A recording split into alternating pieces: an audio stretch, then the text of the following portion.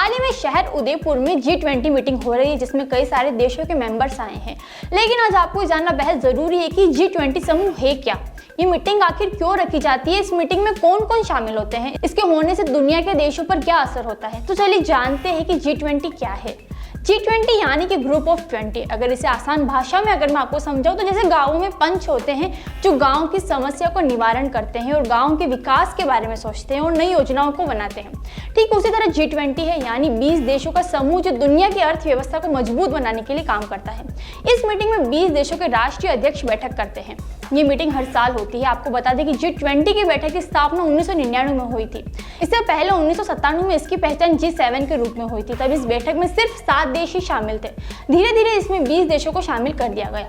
7 देशों की मीटिंग के बाद 1999 में 20 देशों को जोड़ा गया, जिसके बाद G20 के रूप में इसे नई पहचान दी गई। G20 का मुख्य उद्देश्य अंतर्राष्ट्रीय वित्तीय स्थिरता को बढ़ावा देना है।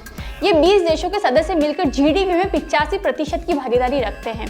दुनिया भर के व्यापार में G20 देशों का हिस्सा करीब 80% है और तो दुनिया की 2/3 आबादी इन्हीं 20 देशों में रहती है। मतलब G20 दुनिया भर की देशों की अर्थव्यवस्था को मजबूत बनाने और आर्थिक संकट को सुलझाने का कार्य करती है। इसके अलावा ये आतंकवाद, ग्लोबल वार्मिंग, क्लाइमेट, हेल्थ और अर्थशास्त्र से जुड़े मुद्दे पर भी चर्चा करती है। कुल मिलाकर अगर देखा जाए तो G20 दुनिया के सबसे शक्तिशाली देशों का समूह है, यानी कि 20 सबसे शक्तिशाली देश मिलकर दुनिया की अर्थव्यवस्था पर काम करते हैं। और इस बार पहली बार G20 की बैठक भारत में रखी गई है। G20 में शामिल है 19 कंट्रीज प्लस 1 यूरोपियन यूनियन।